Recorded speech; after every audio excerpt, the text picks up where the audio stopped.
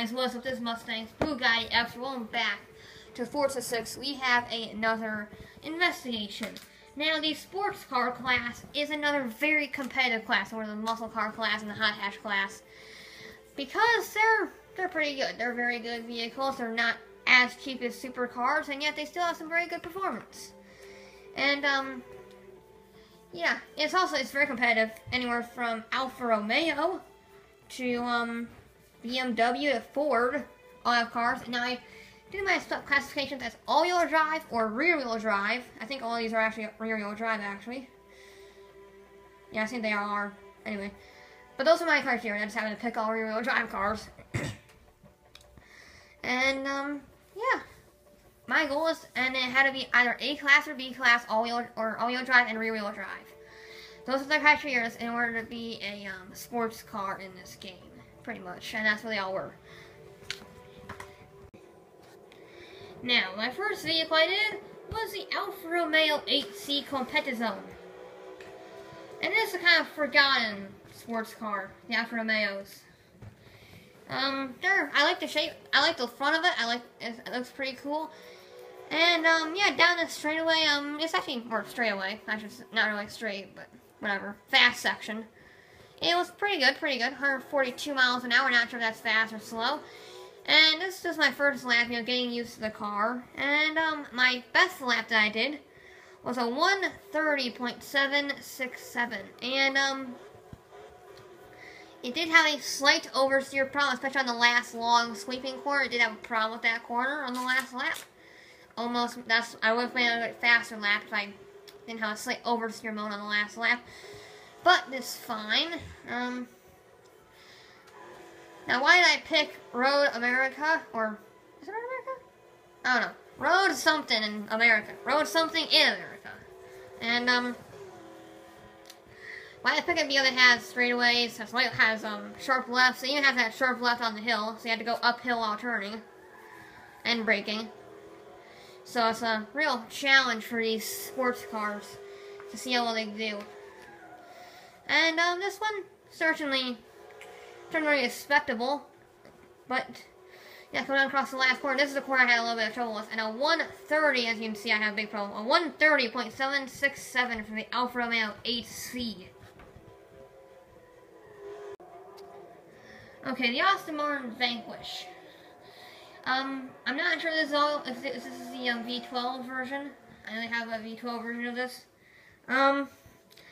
And it had great speed. It went 150 down this little straight bit. Decent cornering.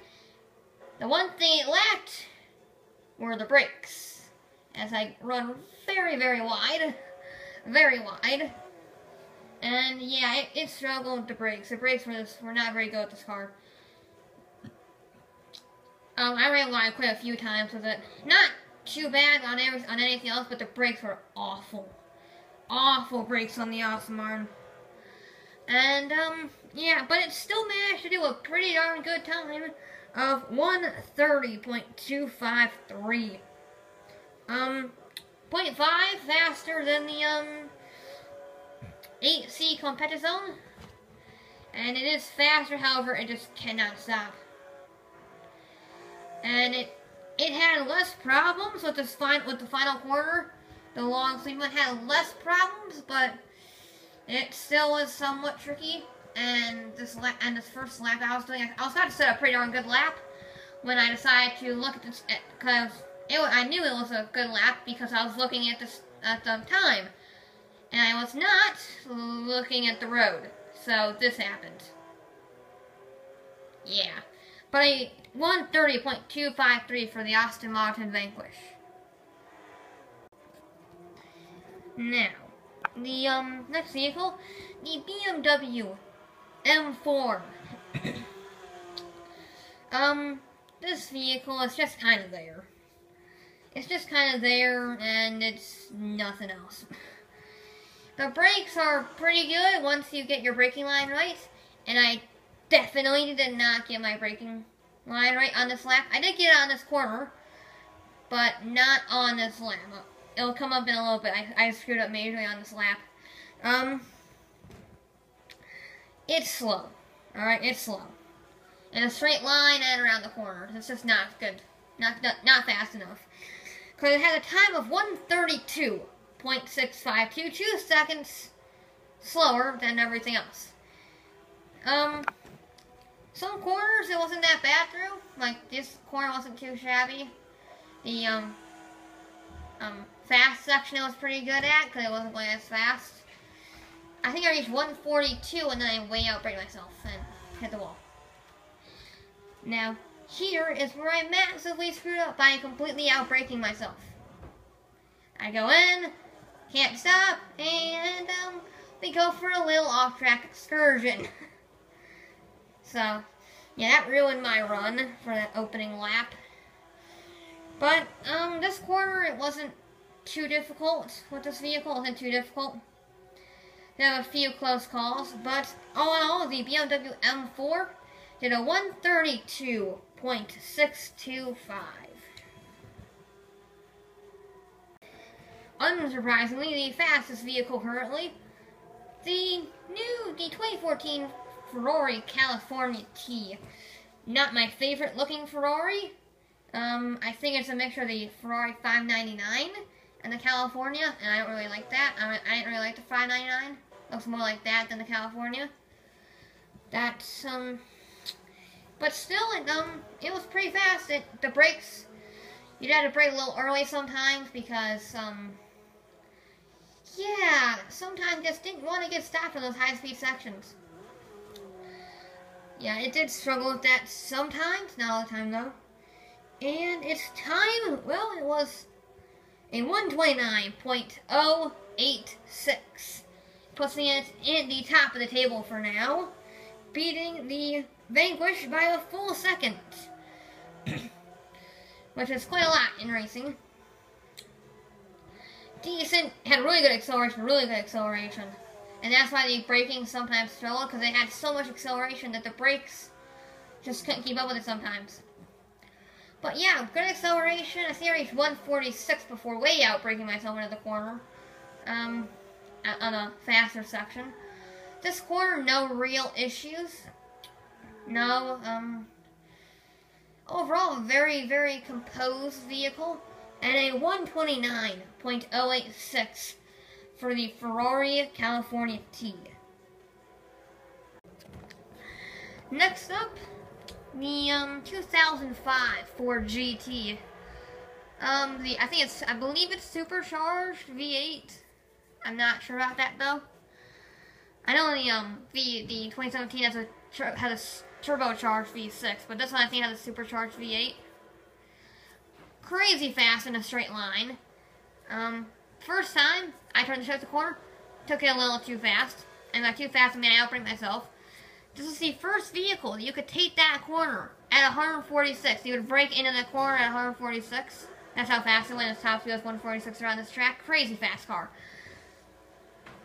And most importantly, it was controllable because the Ferrari, the Vanquish, stuff like that, they could get 146, but they couldn't stop at 146. They couldn't stop around the corner. This thing could. This thing has fantastic brakes.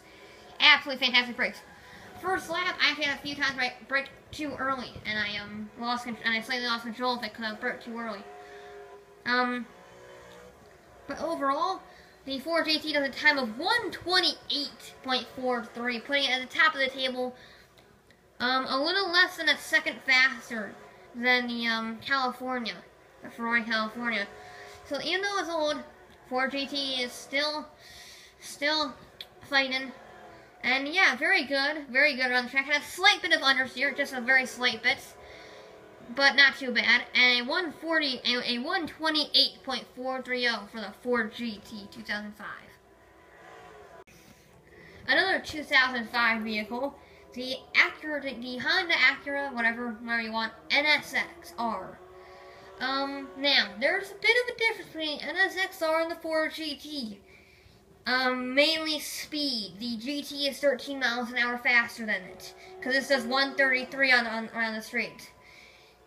It's not fast at all. Great through the corners and great on braking, but it is so slow. Every vehicle here, even the BMW, went faster than this on the straight. it was not very good. It did beat the Beamer by a second. It did a 131.850. So that is a second faster. However, it is a second slower than everything else.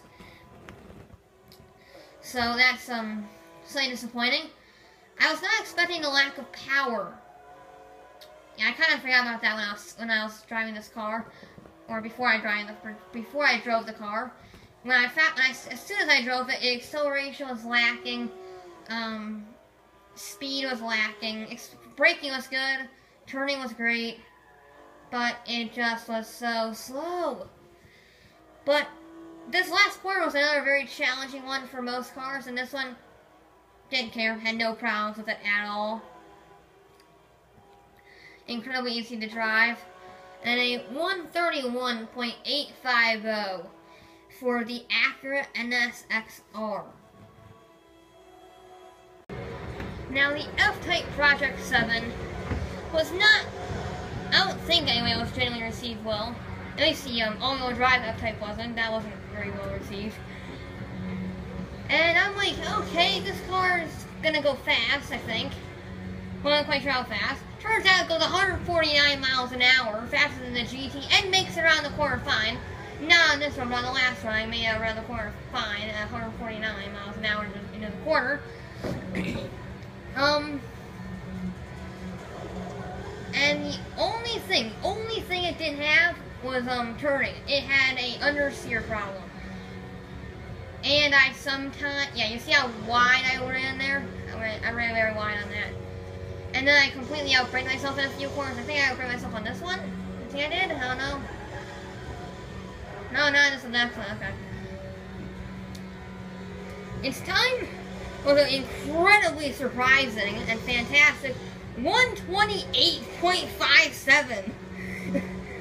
That's 0.14 seconds slower than the 2005 Ford GT. That's very, very wide. That's incredible. I was expecting, oh, this car's going to be a little fast. I also turned in too early. Oh, it's going to be a little fast. It's not going to be very fast. And it's at the second place so far. That's absolutely incredible. A 128.57 from the Jaguar F-Type Project 7. Continuing on with the theme of the track-ready sports cars, the Lotus Elise S. I saw these around an all-cross track. It was stupid fast around an all-cross track. Stupid fast. And actually, this is pretty fast considering it doesn't have as much horsepower as the others. 140 miles an hour down the straightaway and controllable. Not in this run as usual because I outbraked myself. And I had a tad bit of understeer. It does have a bit of understeer.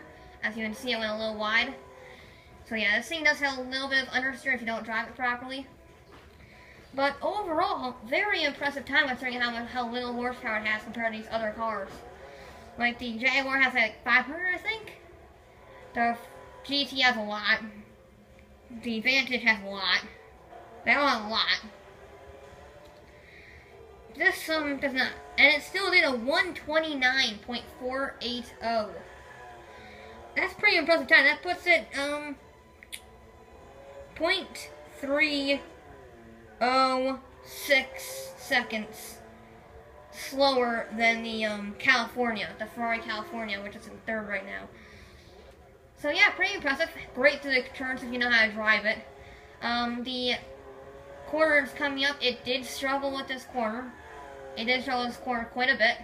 Because it just wanted to, sometimes the back end just wanted to slide out for you. And yeah, it was a little tough to control around that corner, but yeah, you see how it's sliding a little bit there? But anyway, a 129.480 for the Lotus Elise S. The rival of the F-Type Project 7, or the F-Type in general, is the AMG GTS. And it's a pretty darn good car. However, I just couldn't drive it. For whatever reason, I was just really bad at driving it. And even with my atrocious driving, I still managed to get a pretty good lap. And I will warn you, absolutely atrocious driving, alright? So, be warned. I don't know what it was about the car. It was a good car, good turning, good brakes, good acceleration, good top speed. 147 miles an hour down the straight. Yeah, I just was not on my game when recording this lap session. So yeah, but the time of the GTS was a 1:29.330. It is not faster than the Project 7, however, it is faster than the Lotus Exige. And there's my off, one of my many offs. Yeah, that's not good. Overall, pretty darn good car. There's a good composure and everything. Occasionally, the back end wants to get out on you, mainly on the last corner. That corner's been seen the Exige go crazy, and the what was it? Was the M4 having some issues? I don't remember. I know the Exige was going berserk on that corner, wanted to anyway. Yeah, it's a very difficult corner, and yeah, it really caught me out with the understeer. Cause I tried going a little too fast, and it didn't work. Definitely didn't work. And murdered the sign, and then the sign gets back by showing it in my face. But yeah, a 1:29.330 for the AMG GTS. Okay, the Cayman GTS. You had to include a Porsche. It's a sports car. Now I could have gone for the 2004 911 GT3. I could have. However, I really didn't want to, just because it's 2004. I didn't want to go anything below 2005 really. Sure, it's a still an A-class rear-wheel drive or all-wheel drive car, which is my A or B class restrictions, which meets all my restrictions for being a sports car, but it's not. It's just a little too old in my opinion. So I did the AMG GTS, or the sorry, not AMG, the Porsche Cayman GTS, not the AMG. And it was a decent car, not too fast, not too slow. It was faster than the M4 and the NSX R. However, it's slower than pretty much everything else. Turning is decent, not as good as other cars. Rear-wheel drive is a little more apparent. It does want to twitch on you sometimes. So, yeah. And this is another car I had a bit of a lot of trouble with on this corner coming up. But it's time of a 1:30.371. Not too shabby. Had a lot of trouble on this corner. But, yeah, overall, not that great, not that memorable. But anyway, a 1:30.371 for the Porsche Cayman GTS. And now for the times. In first place, the 2005 Ford GT at a 1:28.430. Very fast time from that car. This is a different one. This is my own personal one. You'll be seeing that later on. Probably a little bit later on. The second place is the FType Project 7. Bit of a surprise for me anyway. A 1:28.570, very respectable time. Third place is the Ferrari California T. A 1:29.086, sorry. Fourth place, the Aston Martin Vanquish. A 1:30.253. Fifth place, the AMG GTS at a 1:29.330. Sixth place, the Lotus Exige S, 1:29.480. Another pretty good track time for a vehicle with very low horsepower. Seventh place, the Porsche Cayman GTS just was not that fast compared to the others. Then the Alfa Romeo, at a 1:30.1.371, very close between the GTS and the Cayman. And then we have the 8C Competizione. I think that's how you pronounce that. How do you pronounce that though? The Competizione, whatever. 1:30.767. Decent time. Then we have the NSX R, which had no power and speed. And no speed at all. 1:31.850, but definitely made it up in the corners. And finally, in last place, the M4, the BMW M4. A rather disappointing 1:32.652.